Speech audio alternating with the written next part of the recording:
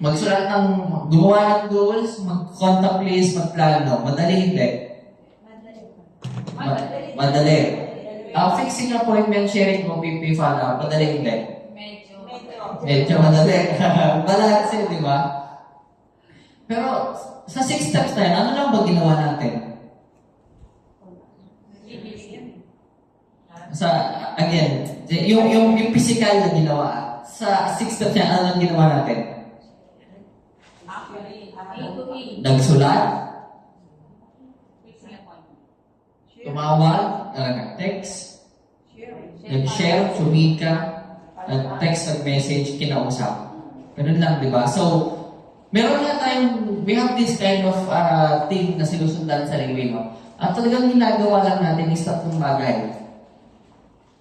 Kumain, chumika, mag-invite, kumala. Yun lang. Yun lang yung steps natin. Madali hindi. Palakpakan niyo po mga sarili niyo. And then we have the 7 things na hindi na rin darating na speaker. So, 7 things tayo proceed. 7 things naman na. So, i-recap tayo. Ano number 1 natin? Wiring way. Ano number 2? Mindset. 2 mindset. Ano number 3? Secret. 3 secrets. Anong 4? Criteria. Anong 5? Anong 6? Then we have the 7. 7 things. Ano 7 things? Ano, things na physical ba to? Things na kailangan ba natin to? Una-una is watch video. Ano ba? Pag nabasa niyo ang watch video, ano unang mapasok sa isip niyo? Netflix! YouTube! Ano po mga pinapanood niyo? Ano po mga pinapanood niyo? Drama, movie, drama. Comedy. Yung mga ganun, di ba? Mga ganun pampalipas oras. Wala namang masama sa pampalipas oras.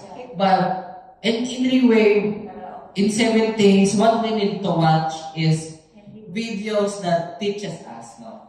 Videos that inspires us, videos that guides us, no? Sa ating Libre platform, no? Especially sa website, sa mga member na, no, pag binuksan natin ng website, may option, may tab dyan sa gilid kung saan may kita lahat ng LTS, lahat ng leadership training seminar, lahat ng events na ginanap, lahat ng mga speaker, lahat ng motivational, lahat ng teachings na pwede natin panoorin. No? Sa mga non-member, what we can watch is mga videos na inspiring. Diba? If hindi inspiring, nakakalungkot. Bakit kailangan manood ng mga movie na nakakalungkot? Alam niyo ba yung movie na 7 Sundays? At anong reflection niyo sa 7 Sundays? Diba, ang story ng 7 Sundays, may isang tatay na mayroong 7 na anak. Yung tatay, nagsabi yung doktor ng tatay niya na meron na lang siyang 7 weeks to live kasi meron siyang cancer. So, ang ginawa ng mga anak niya, yung ibang galing abroad, yung ibang may mga pinag-aabisihan, nagsama-sama sa isang lugar, sa isang bahay. Jadi, for the first 1-2 weeks, nalulungkot yung mga anak niya, pinipilit na lang maging masaya para sa tatay nilang mawawala na yung 7 Sundays. Pero on the 4th Sunday, nalaman ng tatay at sinabi ng doktor sa kanya na peke or hindi tama yung resulta na nakuha niya. So, hindi lang 7 Sundays ang buhay niya. Pero hindi niya kagad shinare sa mga anak niya, sa pamilya niya. Kasi once na kasabihin na yon, ang mga anak niya, pamilya niya magwawakan na naman, di ba? Pupunta na naman sa iba't ibang lugar. So, anong moral lesson ng story? Na sa panahon ngayon, ang pamilya natin is nagsasama-sama lang talaga pag may mamatay na. Pag may mga ganang event, di ba? Hindi na natin lagi nakakasama ang pamilya natin. So, yun yung mga klaseng video, movie na pwede natin panoorin na magbibigay sa atin ng realization, di ba? Nagbibigay sa atin ng paalala, di ba? Uy, may magulang pa tayo, buhay pa tayo, di ba? Bakit pinapatay na tayo ng mga anak natin? May mga ganun, di ba? Mga truth scenario lang kasi, di ba? Kanina ko narinig ko, may narinig ako last 2 weeks ago eh. Ay, kaya ano po ata kay Tito Blanquita na wala na siyang source, di ba, sa sarili niya, na ang nangyayari nila, inaabot-abutan na lang siya ng anak niya. Di ba? Ano nang value natin sa mga magulang, sa mga mothers natin pagdating sa anak natin, di ba? Yun yung something na nagre-remind sa ating lahat at yun yung patuloy na nagbibigay sa atin inspiration and motivation to do more. Kaya yan ang unang-una sa 7 things. Pangalawa is read books. Meron po ba dito mga nagbabasa pa ng libro? Yes. Meron pa? Yes. O ilan na. Dito sa Ringway, we can read. Marami tayong pwedeng basahin na klase ng libro, no? How to believe. Think,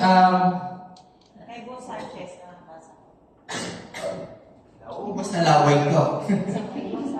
Think and Grow Rich na may Robert Kiyosaki. Meron din tayong The Art of War by Sancho. The Secrets of Rich and Famous.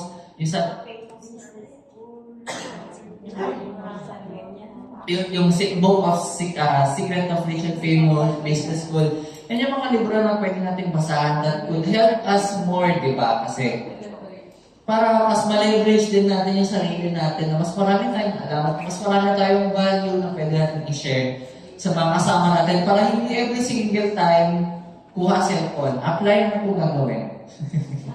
Every time tawag, no? 7 things. Third is participate in meetings. Kailangan active tayo magpa-participate in meetings on events like this, no? Events every Thursday, no? Saturday, leadership training seminar, ano pa ba? Leaders recognition night, and then gala dinner. Bakit kailangan pa-participate tayo sa mga ganun? Matutunan natin lahat. Para ma-motivate. Para matuto, no? Bukod doon, para meron tayong mapakita, hindi lang para sa sarili natin, kundi mapakita yan sa mga prospects natin, sa mga client natin na I have grown like this, di ba? Nag-improve ako na ganito. Bukod doon, pakita yung mga picture na ganito yung event namin, ganito yung nakilala ko sa ganito, na may ganitong karamdaman before, natulungan ng ganito. Those are the things that we can share, di ba? And when we participate in meetings or attending events, dito tayo maraming mababarong na strength. What does it mean in borrowing strength? Ito yung ihiramin natin yung story ng mga kilala natin, ng core way people natin to be shared, no? Para ma-share dun sa mga taong kausap pa natin, no? Like, most example namin, ginagamit namin na yung story ni Tita Marisa, no? Yung dating magbubote, no? Yung barbecue vendor, if none, yung story ng pedicab driver. Those are the stories that we borrow para mas ma-inspire tayo at mas ma-inspire din yung mga kausap natin, di ba? I think personally, mga kapatid ko ng Thursday, parehas din pong napakinggan, di ba? Yung pedicab driver at yung magbabote na si Ate Marisa. So, di ba, na-inspire naman po kayo doon, di ba? Nagamit niyo po yung stories nila, na-share niyo na po ba? Hindi pa. O, di ba? Na-share, nagamit na po as na-share na, di ba? And then, we also need to, contact our uplines. If we have these doubts, if we have these questions, if we have these struggles, don't forget to contact your upline. Because again, this business is, hindi mo ginagawa mag-isa. This business is a relationship business and you don't need na gawin mag-isa and you will always have someone to be with to do this business. And then, consume the product. Ano ba matutunan natin lahat last LTS? Leadership Training Seminar. Take a picture. Take the product. And show yourself.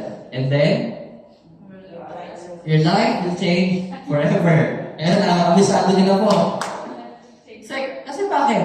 when we can show the product, mas mapapakita natin sa mga kausap natin na it is really working and it is really effective. Kasi, I'm sure, lahat tayo dito nakaranas na ng once, twice, no? Nagsishare tayo sa kakilala natin, tinanong tayo, nakapag-take ka na ba yan? Kahapon po, tita, no? May kausap natin, no? Nakainom ka na ba yan? Nakapag-take ka na ba yan? Pag sinabi natin hindi, ano reaction ng kausap natin? Tamlay, di ba? Hindi ka pa pala nakakapag-take, bakit sinishare mo na sa atin? O mamaya nasog yan, di ba? O kaya, hindi ka pa pala nakakapag-take.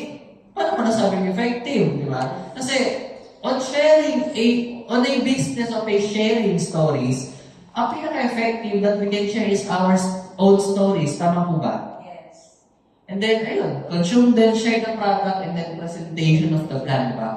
The presentation of the plan, yan, kailangan natin ng mga naunang LDO topics natin, kailangan natin ng adequate knowledge, kailangan natin this integrity, no? Kailangan natin this type of attitude na when we are presenting, when we are sharing the product, we need to start firm at kailangan alam natin kung ano yung sinishare natin. So, yun po ang 7 things natin. And then next is a topic. Wala naman pong exam. Gusto niyo po ba mag-exam ngayon? Next topic for today is hindi na sa akin manggagaling because our next topic is how to become